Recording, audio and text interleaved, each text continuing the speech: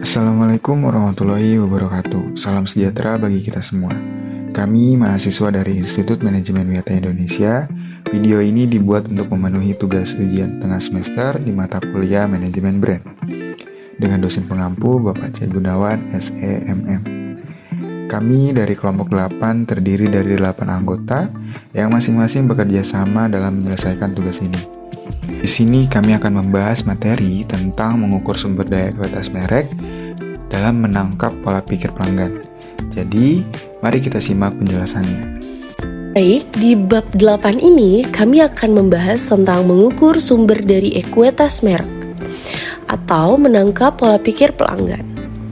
Mengukur sumber dari ekuitas merek melibatkan pemahaman terhadap pola pikir pelanggan dan faktor-faktor yang mempengaruhi persepsi dan penilaian mereka terhadap merek itu sendiri. Untuk mengukur sumber dari ekuitas merek, langkah pertama yang harus kita pahami adalah memahami pola pikir pelanggan. Pola pikir pelanggan ini juga mencakup beberapa. Yang pertama adalah persepsi, yang kedua sikap, ketiga keyakinan, keempat nilai, dan juga pengalaman yang mempengaruhi cara mereka berinteraksi dengan merek itu sendiri. Lalu pola pikir ini juga dapat beragam dan dapat dipengaruhi oleh berbagai faktor. Contohnya seperti iklan, pengalaman langsung dengan merek, dan rekomendasi orang lain juga persepsi kualitasnya itu sendiri. Ada beberapa metode yang dapat digunakan untuk mengukur sumber dari ekuitas merek tersebut. Yang pertama, survei dan wawancara. Yang kedua, analisis data. Yang ketiga, studi kasus. Yang keempat, pengukuran brand awareness dan brand image. Yang kelima, melakukan analisis pesaing.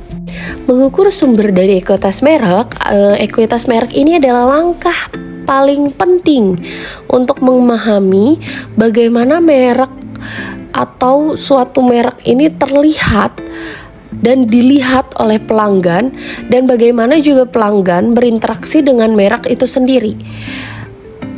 Dari sini juga kita bisa menggunakan teknik penelitian kualitatif. Penelitian kualitatif ini yaitu pendekatan atau pengukuran yang sangat relatif dan juga tidak terstruktur, yang memungkinkan serangkaian pertanyaan dan jawaban, sehingga seringkali kita dapat menjadikan langkah pertama yang berguna dalam mengeksplorasi persepsi merek dan juga produk dari konsumen. Dari teknik penelitian kualitatif ini juga dibagi lagi menjadi 6 teknik. Yang pertama itu adalah teknik asosiasi bebas. Teknik ini menurut para klien itu untuk mengatakan segala sesuatu yang muncul dalam kesadarannya, di pikirannya dengan leluasa tanpa perlu berusaha untuk membuat uraian yang logis, teratur, dan juga penuh arti. Ini juga terjadi ketika subjek atau konsumen ditanya apa sih yang terlintas dalam pikirannya ketika memikirkan satu merek tanpa ada penyelidikan atau isyarat yang lebih spesifik daripada kategori produk tersebut. Lalu di sini juga ada pemasaran menggunakan tugas asosiasi bebas. Tugas asosiasi bebas ini terutama untuk mengidentifikasikan berbagai macam kemungkinan asosiasi merek dalam pikiran konsumen. Tetapi asosiasi bebas ini juga dapat memberikan beberapa indikasi kasar tentang kekuatan relatif, kesukaan, dan keunikan asosiasi merek. Masalah utama yang perlu dipertimbangkan dalam melakukan tugas asosiasi bebas ini sebetulnya adalah jenis probe apa yang diberikan kepada subjek dan bagaimana mengkodekan dan menginterpretasikan data yang dihasilkan agar tidak membiaskan hasilnya. Sebaiknya beralih dari pertimbangan umum ke pertimbangan yang lebih spesifik. Yang kedua adalah teknik proyektif. Teknik proyektif adalah alat diagnostik untuk mengungkap pendapat dan perasaan suatu konsumen atau seorang konsumen yang sebenarnya ketika mereka tidak mau atau tidak dapat mengekspresikan diri tentang hal tersebut. Dalam psikologi, contoh teknik proyektif yang paling terkenal adalah teknik Rorschach, di mana peneliti memberikan tanda kepada subjek dan menanyakan apa yang diingatkan oleh tanda tersebut. Teknik proyektif memiliki sejarah yang panjang dalam pemasaran, dimulai dengan penelitian motivasi pada akhir 1940-an dan 1950-an. Contoh klasiknya adalah eksperimen yang mengeksplorasi perasaan tersembunyi terhadap kopi instan yang dilakukan oleh Mission Hair pada akhir 1940-an yang dirangkum dalam Branding Brief 9-2. Jenis-jenis teknik proyektif. Yang pertama ada tugas penyelesaian atau interpretasi. Teknik proyektif klasik menggunakan rangsangan yang tidak lengkap atau ambigu untuk membangkitkan pikiran dan perasaan konsumen. Yang kedua ada tugas perbandingan. Teknik lain yang bermanfaat adalah tugas perbandingan, di mana meminta konsumen untuk menyampaikan kesan dengan membandingkan merek dengan merek lain. Yang ketiga ada arketip. Penelitian pola dasar adalah salah satu teknik untuk memunculkan sikap dan perasaan konsumen yang dipegang teguh. Yang ketiga ada teknik elisitasi metafora Zeltman. Teknik elisitasi metafora Zeltman adalah salah satu teknik dalam penelitian kuantitatif yang memanfaatkan wawasan dari main sensi untuk membuka keputusan yang dibuat seseorang dengan memanfaatkan media gambar. Jitmet berguna dalam memahami citra konsumen tentang merek, produk, perusahaan, ekuitas merek, konsep, dan desain produk, pengalaman penggunaan, pembelian produk, pengalaman hidup, konteks konsumsi, dan sikap terhadap bisnis. Jitmet berasal dari pengetahuan dan penelitian dari berbagai bidang. Teknik ini didasarkan pada ide bahwa sebagian besar komunikasi sosial bersifat nonverbal, dan akibatnya sekitar 2/3 dari semua rangsangan yang diterima otak bersifat visual. Dengan menggunakan Jitmet, Zeltman menggunakan pikiran dan perasaan tersembunyi konsumen tentang topik tertentu yang seringkali dapat diekspresikan dengan baik menggunakan metafora. Yang keempat, ada metode penelitian saraf. Metode penelitian saraf adalah salah satu studi tentang bagaimana otak merespon rangsangan pemasaran termasuk merek. Misalnya, beberapa perusahaan menerapkan teknologi canggih seperti teknologi EEG, elektroencephalograph, untuk memantau aktivitas otak dan mengatur respon konsumen terhadap pemasaran dengan lebih baik. Penelitian neurologis telah diterapkan dalam banyak cara dalam pemasaran. Ini telah digunakan untuk mengukur jenis respon emosional yang diperlihatkan konsumen ketika disajikan dalam rangsangan pemasaran. Penelitian ini telah menunjukkan bahwa orang mengaktifkan wilayah otak yang berbeda dalam nilai ciri-ciri kepribadian orang daripada yang mereka lakukan saat menilai merek. Salah satu temuan penelitian utama yang muncul dalam penelitian konsumen neurologis adalah bahwa banyak keputusan pembelian tampaknya dicirikan oleh penimbangan variabel yang logis dan lebih sebagai proses kebiasaan yang sebagian besar tidak disadari, berbeda dari model pemrosesan informasi yang rasional sadar dari para ekonom dan tradisional. Buku teks pemasaran bahwa keputusan dasar seperti membeli bensin tampaknya dipengaruhi oleh aktivitas otak pada tingkat subrasional. Kepribadian dan nilai merek. Kepribadian merek adalah karakteristik atau sifat manusia yang dapat diatribusikan konsumen pada suatu merek. Kita dapat mengukurnya dengan berbagai cara. Mungkin cara yang paling sederhana dan langsung adalah meminta tanggapan terbuka terhadap penyelidikan. Cara lain yang mungkin untuk menangkap sudut pandang konsumen. Misalnya, pemasar dapat memberi konsumen berbagai gambar atau setumpuk majalah dan meminta mereka menyusun profil mereka. Kita dapat menilai kepribadian merek secara lebih pasti melalui daftar periksa atau peringkat kata sifat.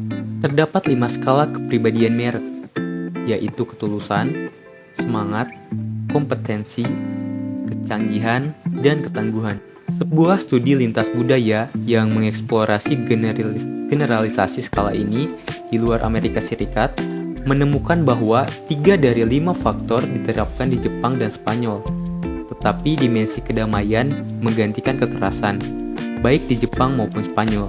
Dan dimensi gairah muncul di Spanyol, alih-alih dimensi kompetensi. Metode etnografi dan eksperiensial. Dalam pemasaran, tujuan penelitian etnografi adalah untuk mengekstraksi dan menginterpretasikan makna budaya yang mendalam dari peristiwa dan aktivitas melalui berbagai teknik penelitian seperti pencolokan konsumen, kunjungan ke lokasi, berbelanja bersama, penelitian tertanam, dan lain-lain. Teknik penelitian kuantitatif. Pengukuran kuantitatif dari pengetahuan merek dapat membantu menilai kedalaman dan keluasan kesadaran merek secara lebih pasti. Kekuatan, keunggulan, dan keunikan asosiasi merek, kepositifan, penilaian dan perasaan merek, dan tingkat dan sifat hubungan merek. Pengukuran kuantitatif seringkali menjadi unsur utama dalam studi penelusuran yang memantau struktur pengetahuan merek konsumen dari waktu ke waktu. Kesadaran merek. Kesadaran merek atau brand awareness adalah kemampuan pembeli potensial dalam mengenali atau mengingat kembali suatu merek yang termasuk dalam kategori produk tertentu. Langkah-langkah kesadaran merek ada 3. Mengingat, mengoreksi, implikasi strategis. 1. Mengingat. Ingatan merek adalah tugas ingatan yang lebih menuntut daripada pengenalan merek, karena konsumen tidak hanya diberi elemen merek dan diminta untuk mengatakan apa mereka pernah melihat sebelumnya. 2. Mengoreksi. Setiap ukuran penelitian harus mempertimbangkan masalah konsumen yang membuat tanggapan atau menebak masalah itu. Mungkin sangat jelas dengan beberapa jenis tindakan kesadaran atau pengenalan yang dibantu untuk merek tersebut. 3. Implikasi strategis. Memahami dan mengingat, kami menggunakan tingkat spesitas kategori produk yang berbeda karena isyarat itu penting, karena memiliki implikasi pada bagaimana konsumen membentuk rangkaian pertimbangan dan membuat keputusan produk. Gambar atau merek.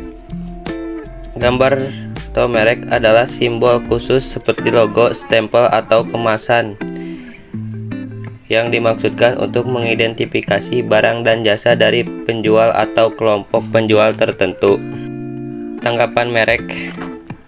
Tujuan mengukur pertimbangan tingkatan tinggi yang lebih umum adalah untuk mengetahui bagaimana konsumen menggabungkan semua pertimbangan tingkat rendah yang lebih spesifik tentang merek dalam pikiran mereka untuk membentuk berbagai jenis respon dan evaluasi merek. Ada 2 contoh ukuran penilaian dan perasaan pada merek utama. 1. Niat membeli. Seperangkat tindakan lain yang terkait erat dengan sikap dan pertimbangan merek, melihat niat pembelian dan fokus pada kemungkinan membeli merek atau beralih ke merek lain. Penelitian dalam psikologi menunjukkan bahwa niat pembelian paling mungkin terjadi menjadi prediksi pembelian aktual ketika ada korespondensi antara keduanya dalam dimensi. Niat pembelian cenderung tinggi ketika seseorang memiliki sikap positif terhadap merek tersebut. Jika memiliki pandangan positif tentang merek, mereka lebih mungkin untuk berniat membeli produk atau layanan dari merek tersebut. 2. Kemungkinan untuk direkomendasikan. Friedrich Reichheld dari Bain menyarankan hanya ada 1 pertanyaan pelanggan yang benar-benar penting. Seberapa besar kemungkinan Anda akan merekomendasikan produk atau layanan ini kepada teman atau keluarga? Menurut Reichheld, kesediaan pelanggan untuk merekomendasikan hasil dari semua aspek pengalaman pelanggan.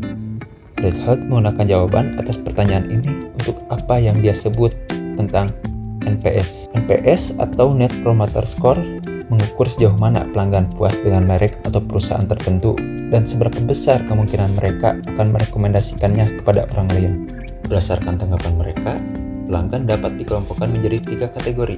1. Promotor. Memiliki skor 9 hingga 10. Mereka adalah pelanggan yang sangat puas dan cenderung memberikan rekomendasi positif tentang merek atau perusahaan kepada orang lain. 2. Netral. Memiliki skor 7 hingga 8. Mereka adalah pelanggan yang puas secara umum, tapi tidak terlalu antusias atau tidak memiliki kecenderungan kuat untuk merekomendasikan merek atau perusahaan. 3. Detraktor. Memiliki skor 0 hingga 6. Mereka adalah pelanggan yang tidak puas dan mungkin memiliki pengalaman negatif dengan merek atau perusahaan. Mereka cenderung memberikan rekomendasi negatif atau memperingati orang lain untuk tidak menggunakan produk atau layanan tersebut. Semakin tinggi skor NPS, semakin besar kemungkinan mereka atau perusahaan tersebut mendapatkan rekomendasi positif.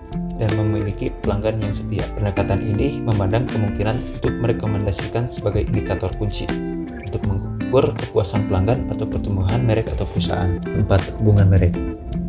Hubungan merek adalah hubungan bersama suatu merek dengan konsep tertentu yang diingat konsumen ketika ia menemukan merek tersebut. Konsumen mengingat merek dengan menggunakan serangkaian atribut, pengalaman, gambar, dan hal lain yang unik yang membuat merek menonjol. Ada 6 aspek utama kualitas hubungan merek. 1. Saling ketergantungan.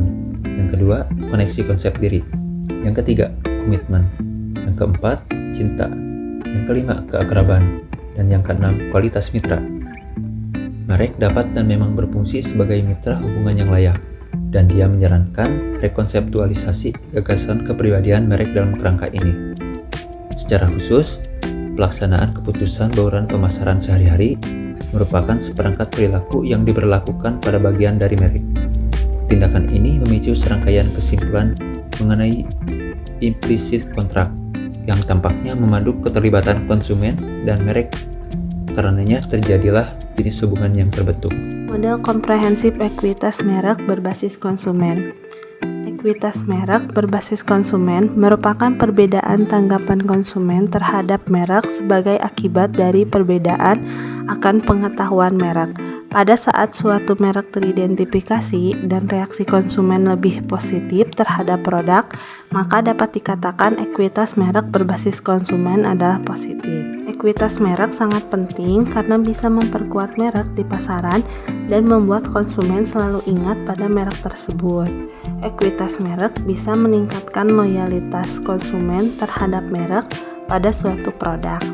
Ekuitas merek berperan untuk memberikan kredibilitas pada produk lain dari merek serupa yang dikeluarkan perusahaan. Strategi membangun brand equity. 1. Melibatkan konsumen dan prospek konsumen. 2. Membangun hubungan dan kepercayaan. 3. Membangun brand awareness. 4. Menceritakan brand. 5. Fokus pada customer experience. 6. Ketahui asal equity. 7. Buat sistem branding. Dan yang ke-8 memastikan kualitas. Kesimpulannya, mengukur sumber dari ekuitas merek dengan menangkap pola pikir pelanggan adalah langkah penting dalam mengelola merek dengan efektif.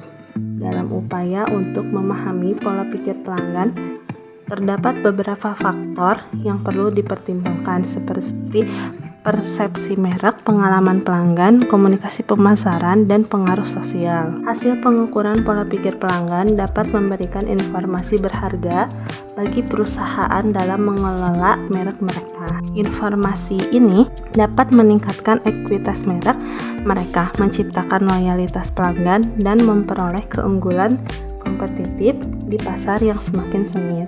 Terima kasih telah menyaksikan video presentasi kami. Saya harap kalian semua mendapatkan wawasan dan informasi berharga dari presentasi kali ini. Jangan lupa untuk like, comment, dan subscribe, dan share video ini kepada teman-teman kalian. Dan kami berharap presentasi kali ini memberikan manfaat yang berkelanjutan bagi kalian semua. Terima kasih atas waktu dan perhatiannya. Sampai jumpa di video presentasi kami selanjutnya. Tetaplah terinspirasi dan teruslah belajar.